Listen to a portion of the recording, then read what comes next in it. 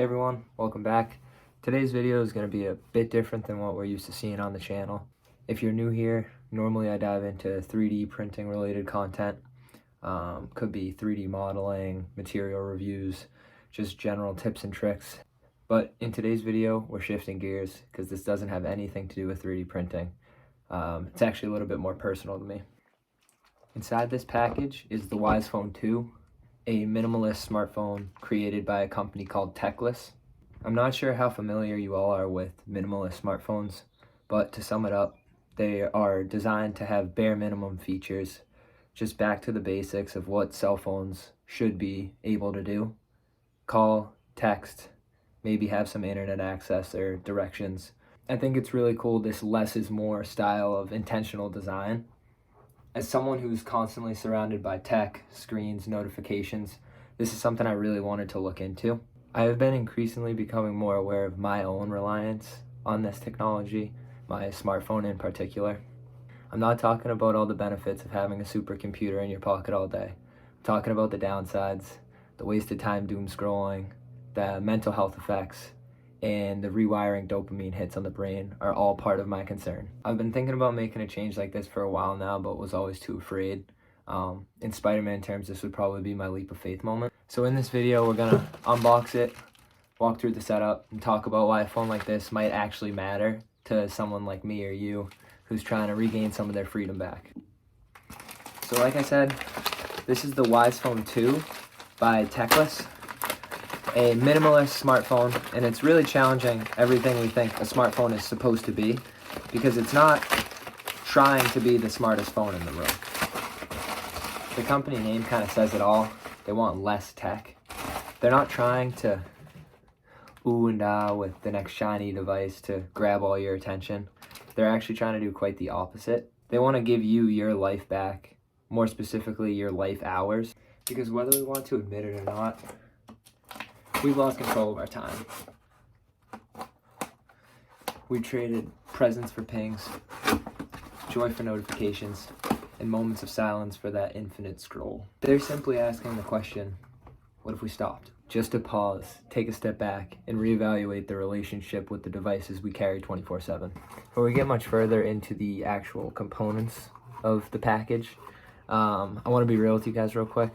I didn't get this phone because I hate iPhones or hate advancements in technology. To be quite frank, I love both of those things. I've had an iPhone since the 3G model. It's pretty much muscle memory to me at this point, and I can't even remember a time in my life that I wasn't using an Apple product for my main phone. I know all the shortcuts, I know where to find all the critical features. It's second nature to me at this point. My whole entire life has practically been integrated onto this phone, whether it's through alarms, reminders, photos over the last couple years, social media accounts. Even the way I wind down at night, I pretty much just scroll until I fall asleep. So everything, you name it. Over the years, I've started to feel tired of it, not physically, just mentally full of the constant noise that these devices allow. I'd pick up my phone to check one thing, and then 45 minutes later, knee deep in YouTube Shorts or Reddit or any other social media that I was not originally intending to go on. Especially if my phone's dead, I'll catch myself reaching for it even when I know it's dead every couple minutes. I'm just reaching for it when I don't even need to, and when I zoomed out, it was really scary. I was giving up 3, 4, sometimes 6 hours of my day to that little rectangle, and it's not for productive stuff. I'm not learning anything. I'm just simply scrolling and going mindlessly through social media apps. I really thought about what was I missing out on living like this, wasting all these hours on my phone.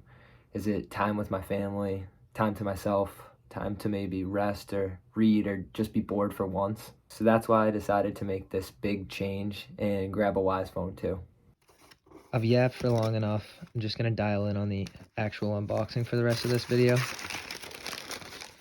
Off rip, I really like this bluish black shade for this cylinder. Looks like they got a little message here. I love that, because this is the reason why I pretty much got the phone.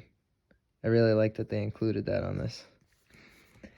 Like I said, I was a big iPhone user, so seeing a cylinder packaging for the phone rather than that white classic rectangular box, it's definitely different and unique. So I really like it. It makes it stand apart. I'm gonna get this open. So I just prepared that cut immediately, greeted by the WisePhone 2 itself. It's wrapped in some sort of recyclable material. And underneath that, looks like there's a USB-C charger. Potentially a SIM card of some sorts. Some protective bubble wrap. And silica gel beads to get rid of any potential humidity. So that's really it. I'll investigate this, just the charger itself and the phone itself. So they're keeping it very simple, you know, no crazy in-depth instructions that no one's going to read or warranty information. It's just the phone. That did just turn out to be a SIM card. I'll deal with the activation for the phone off camera. I'll update you guys on how that process goes. I'm sure it'll be smooth, but that'll be in a video in the weeks to come. It says there's 4 easy steps, so I'll put that to the test. I'm ready to get into the actual phone itself.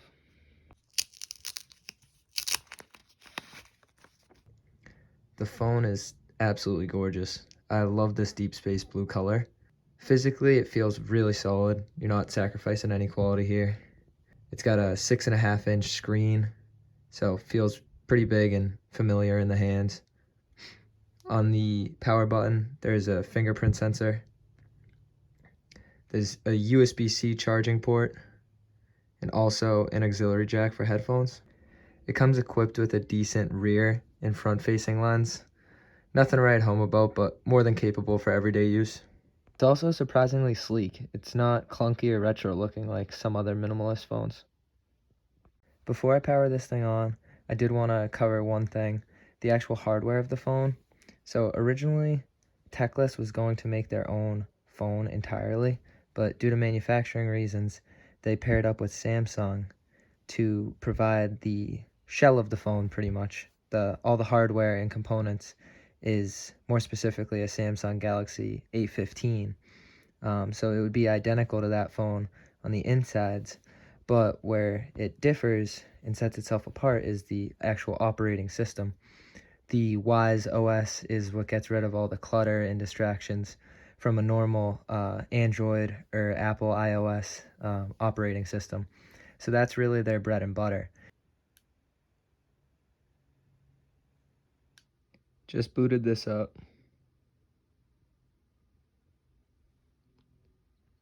Just like that, we're in. I know we saw the Samsung loading screen, but when you open the device, you make no mistakes. You can immediately tell this is not an Android or an Apple operating system.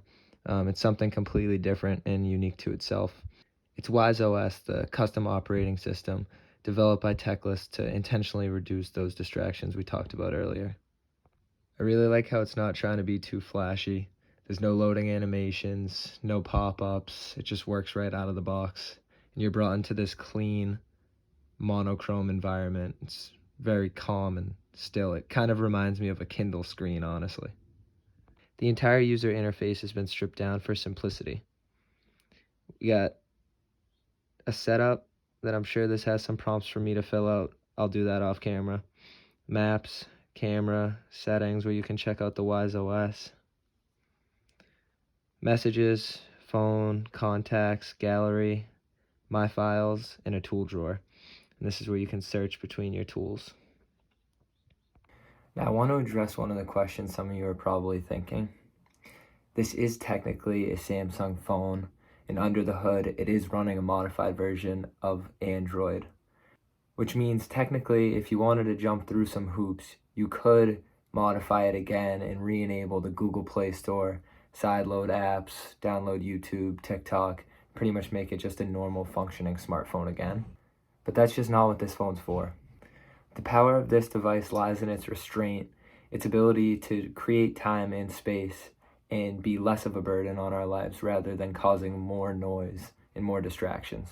Re-enabling those features turns it right back into the thing most of us are trying to get away from. So yes, you could turn it back into a regular Android phone, but in doing so, you would miss the point entirely. Overall, though, in a world where most phones fight to do more, this one quietly offers you less, but not less in a limiting way, less in a freeing, decluttering, deep breath kind of way. Every single thing about this phone has been designed to reduce the digital noise, from the packaging to the OS itself. So that's the unboxing of the WisePhone 2. I think this is a really cool device. I'm excited to learn how it functions a bit better over the coming days. The maps that I had previously has disappeared, so definitely a bit of a learning curve, but I'll figure that all out off camera, and I'll keep you guys posted. So yeah, now that it's unboxed, I'm going to spend the next couple weeks living with the WisePhone 2 as my primary device. No fallback, no backup iPhone in my pocket, just straight minimalist smartphone for the next couple weeks. Revert back to the basics and see how it treats me. I really want to see what changes, what habits shift, what I miss and what I don't miss about having my old smartphone. So if you're curious to see how a minimalist phone like this stacks up in the real world, don't miss the next video where I'll be diving into my whole experience after 2 weeks of real life use with the WisePhone 2. Until then, let me know in the comments if you guys have also ever felt overwhelmed by your devices and wanted to take a step back or considered making the move that I am. Thanks so much for watching, and I'll see you in the next one with hopefully fewer distractions and a little bit more peace.